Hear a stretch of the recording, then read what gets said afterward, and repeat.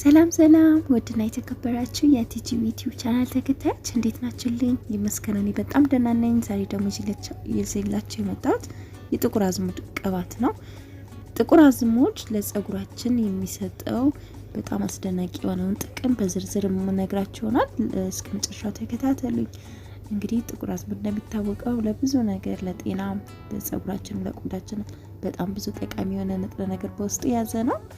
እንዲሁም ደግሞ ፀጉራችን በፍጥነት እንዲያድግና የተመለጠ ፀጉር ከሆነ በላሽ በተለያየ ምክንያት ፀጉራችን ተመልጦ ከሆነ የራስ ቅላችንን በማከም ፀጉራችን እንደ አዲስ እንዲበቅልና ጤናማ የሆነ ፀጉር እንዲኖረን እንዲሁም የፀጉራችን እድገት እንዲፈጥን ያደርጋል። እንዲሁም የፎሮፎርን ያስወግድልናል።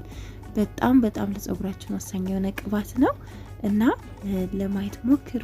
እንዲሁም ለቻናሌ አዲስ ሆናችሁ ደግሞ ላይክ፣ ሼር፣ ሰብስክራይብ ማድረግ አትርሱ። ሀሳብ አስተያየት ካላችሁ በኮሜንት ሴክሽን ላይ ጻፉልኝ። እንድሰራላችሁ የምትፈልጉት ነገር ካለ እንደዛው። እንግዲህ እንደሚታወቀው ጥቁር አዝሙድ ለጤናችን ለብዙ አይነት በሽታ እንደ መድኃኒትነት ይውላል። ከዛም አልፎ ደግሞ ለፀጉራችን እድገት እንዲሁም ለቆዳም ይጠቀሙታል።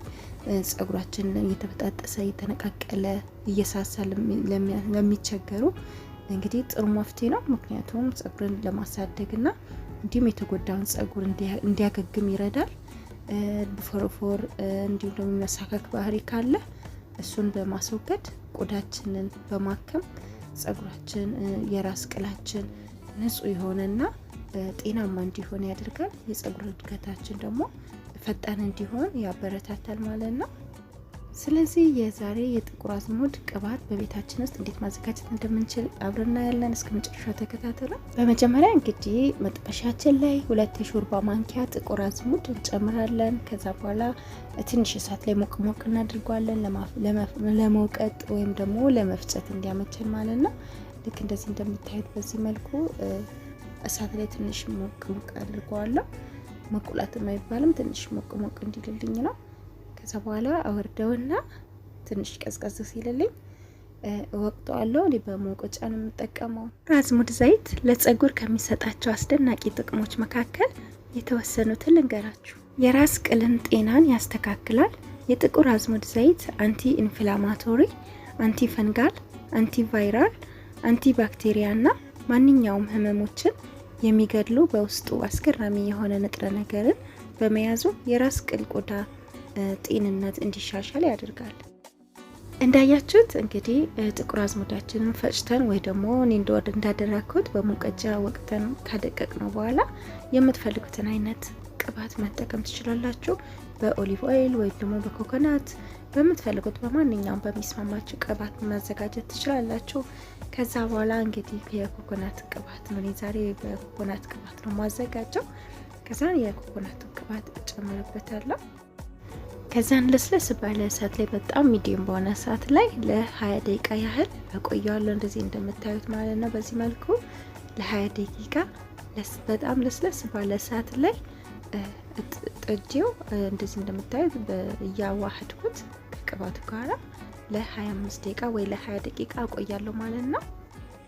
ጥቁር አዝሙድ በውስጡ በያዘው ንጥረ ነገር ምክንያት የማንኛውም ቆዳ ማሳከክ ሆነ የቆዳ ላይ ሽፍታን በማጥፋት ቆዳ ንጹህ እንዲሆን በማድረግ የፎሮፎር መፈጠርን ይከላከላል። እንደምታዩት እንግዲህ ከ25 ደቂቃ በኋላ ቅባታችን ከሳት ላይ ወርደን ለ5 ደቂቃ ያህል እንዲቀዘቅዝ እናደርገዋለን። ከዛ በኋላ እንግዲህ እናጠለዋለን ማለት ነው። ከፈለጋችሁ በጨርቅ ማጥለል ትችላላችሁ። ከፈለጋችሁ ደግሞ በዚህ መልኩ በወንፊት ማጥለል ትችላላችሁ ማለት ነው። ይህ ዘይት ለቆዳ በቂ የሆነ እርጥበትን በመስጠት የቆዳን የቅባት መመረትን ያመጣጥናል። ሁለተኛ የፀጉር እድገትን ያበረታታል። የጥቁር አዝሙድ ዘይት ኒግየሉንና ታይሞክዩን የተሰኙ 2 ንጥረ ነገሮችን ይዟል። እነዚህ ንጥረ ነገሮች ጸረ ሂስታሚኖች ናቸው። ጸረ ሂስታሚኖች የምንለው በተፈጥሮ ላሽ ብለን የምንጠራው የቆዳ መመለጥ ነው። የጥቁር አዝሙድ ዘይትን መጠቀም የፀጉር መመለጥን አስወግዶ ፀጉር በቦታው እንዲበቅል ያደርጋል። እንዲሁም ደግሞ ፀጉራችን ብዛት እንዲኖረውና ጠንካራ ሆኖ ጤናማ በሆነ መንገድ እንዲያድግ ያደርጋል። ይህን ቅባት ሁላችሁም በቤታችሁ ማዘጋጀት ትችላላችሁ። እኔ እንደዚህ ለአንድ ቀን በዚህ መልኩ ላስቲክ ሸፍኜ አሳደርኩት። ከዛ በኋላ እንግዲህ እንደምታዩት ከስር ዘቅጦ እንደዚህ ሆኖ ነው ከላይ ቅባቱ አጥሎ እንደዚህ ያድራል ማለት ነው። እኔ አላጠለውም፣ ምክንያቱም ከስር ያለው የዘቀጠው ራሱ ጥቁር አዝሙድ ስለሆነ ለፀጉራችን በጣም ቆንጆ ስለሆነ እሱ እንደዚህ ቀላቅለውና ከዛ በኋላ እቃ ላይ ጨምሬ እጠቀመዋለሁ ማለት ነው። ይህ ደግሞ ጥቅሙ የበለጠ እንዲጨምር ያደርጋል ማለት ነው። ታዲያ በምትፈልጉበት እቃ ላይ ጨምራችሁ በዚህ መልኩ መጠቀም ትችላላችሁ። ለፀጉራችሁ እድገት አላድግም ላለ ፀጉር እንዲሁም ደግሞ ፀጉራችሁ ለሚበጣጠስ ለሚረግፍ በጣም ቆንጆ ነው። የፀጉር መመለጥ ካለባችሁም ደግሞ እሱን በማከም ፀጉራችሁ እንደ አዲስ እንዲበቅል ያደርጋል ማለት ነው። የራስ ቅላችሁ ለሚያሳክካችሁ እንዲሁም ደግሞ በፎሮፎርም ለምትቸገሩ በጣም ቆንጆ የሆነ ዘዴ ነው ዛሬ ያሳየዋችሁ። ጤናማ የሆነ ፀጉር እንዲኖረንና እንዲሁም የፀጉራችን እድገት ፈጣን እንዲሆን የሚረዳን በቤታችን ውስጥ እንደዚህ በቀላሉ ማዘጋጀት የምንችለው የጥቁር አዝሙድ ዘይት ይህን ይመስላል ማለት ነው። አጠቃቀሙ ፀጉራችንን ከማታጠባችን በፊት ነው። ቢያንስ ወይ ደግሞ ማታ ላይ ተጠቅመን ብናደር የበለጠ ጥቅሙ ይጨምራል። ከመተኛታችሁ በፊት ፀጉራችን ላይ ተጠቅማችሁ ከዛን ማሳጅ አድርጋችሁ በደንብ አድርጋችሁ ፀጉራችሁን አናታችሁን ማሳጅ ታደርጋላችሁ። ከዛ በኋላ በላስቲክ ሸፍናችሁ መተኛት። ጠዋት ላይ ተነስታችሁ መታጠብ ትችላላችሁ። እንደዛም ካልሆነ ደግሞ ለ2 ሰዓት ያህል ፀጉራችሁ ላይ አቆይታችሁ መታጠብ ትችላላችሁ ማለት ነው። ፀጉራችሁን ስትጠቀሙ በደንብ አድርጋችሁ አርሳችሁ ቀብታችሁ ካላችሁ በኋላ ከዛም በደንብ አድርጋችሁ ማሳጅ ማድረግ አትርሱ። ዋናው ነገር ማሳጅ ነው። ፀጉራችሁ ሙቀት እስኪሰማችሁ ድረስ ለስለስ ባለ መንገድ ቀስ እያላችሁ ማሳጅ ማድረግ ይኖርባችኋል ማለት ነው።